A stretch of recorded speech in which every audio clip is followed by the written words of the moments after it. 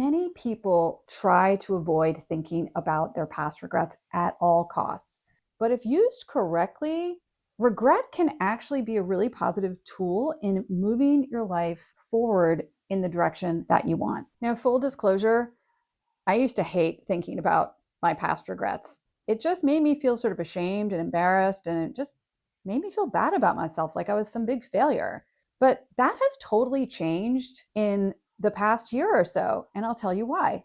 You see, I realized that I was just thinking about it all wrong. Instead of focusing on the negative aspects of regret, I really started to wonder how I could take those lessons and use them in my future to actually lead me down a path that was more aligned with where I wanted to be. So in this video, I want to tell you about the positive side of regret and how you too could take some of these lessons and use them in your life to flip the script maybe on some of your past regrets and use it to create a better positive future for yourself. So after reading this book called The Power of Regret by Daniel Pink, I realized that people don't always regret so much what they did, like they made a bad decision or say invested money in a company that went under or took a chance on something. No, actually, it's the exact opposite. Most people regret things that they didn't do. This would be opportunities like they didn't ask that person out. They didn't take that trip. They didn't ask for that promotion. They didn't go to Paris for their junior year abroad. That was my regret. But the reason is that when we are regretful about things that we didn't do, it sort of reminds us that, wow, my life could have taken a different pathway. What were the things that I could have missed? How would my life be different? It's almost sort of like the metaverse, right? You can imagine yourself in a different place now. And because of that, it's almost like something has been left open, a dream in our lives, and we go back to it again and again, like, what if? And this is more problematic for a lot of people.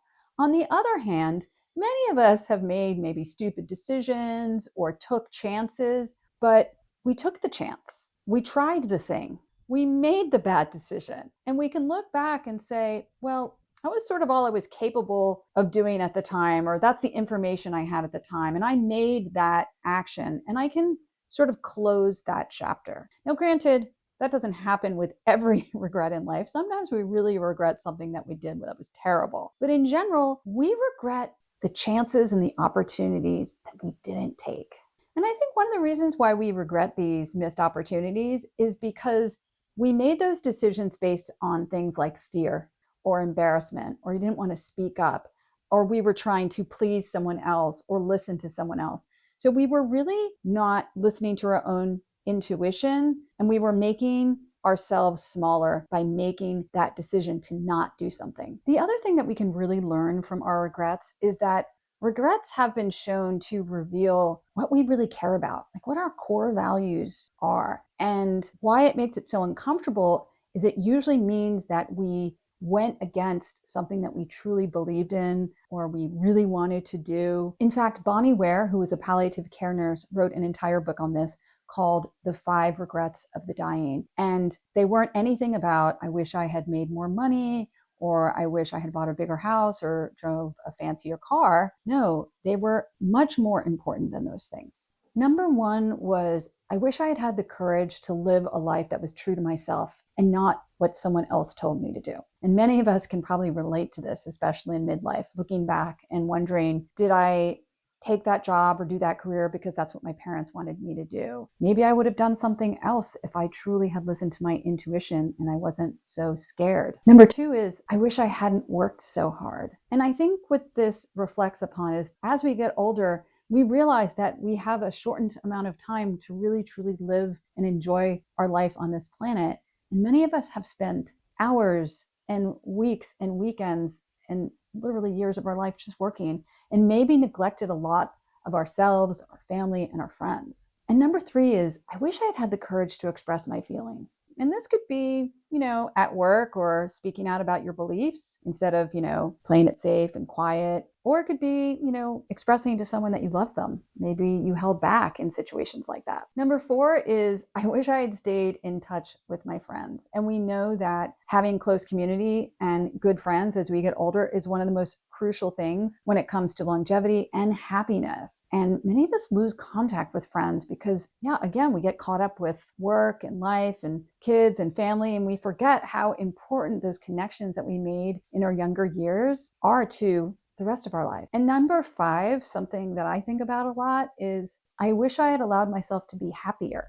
The more I read about happiness, I really realize it's an inside job. It's not about the money you have. It's not always about where you live or the situation you're in, although, it certainly helps if you have all of your needs met, of course. But many of us really worry just all the time, and we focus so much of what we don't have or compare ourselves to everybody else instead of really just thinking about how fortunate we are, and having gratitude for what we have. And that is really what creates a happy feeling. So at the end of life, we can look back and say, you know what? Yeah, I really appreciated my life. I was happy. And you'll notice that none of these regrets have to do with notoriety or wealth or fame at all. What they are about is authenticity and integrity and emotion and connection and relationship. The other way that regret can really sort of help us to move forward and make decisions in the future is realizing that a lot of times when we regret something that we did or didn't do, it's because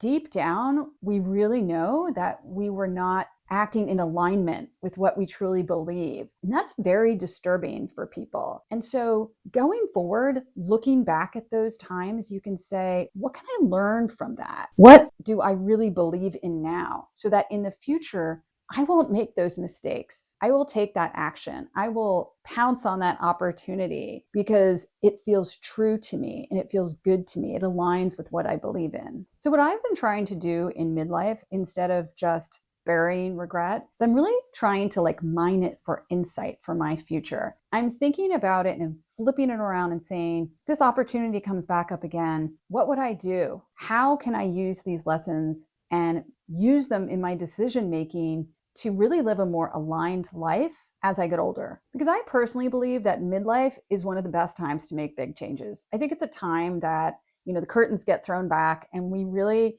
get to take a good long look at where we've been and where we're going. So I've been using this exercise over the past couple months, and it's really helped me, and maybe it will help you too. So anytime I have a thought about a regret that comes up that's sort of uncomfortable, I write it down and I think, was there a value that was suppressed or violated, or was there some intuition that I sort of buried or ignored? And what was it? Write down what those things were, because I will tell you, they are probably still inside you and they just need to be excavated out. We hold on to our core values and our intuition for many, many, many decades. Maybe think of regret as a signal pointing you towards something that you still want to create. Let me know in the comments whether you have a lot of regrets from your past and how and if you have been using them for bettering your life moving forward. I'd love to hear it.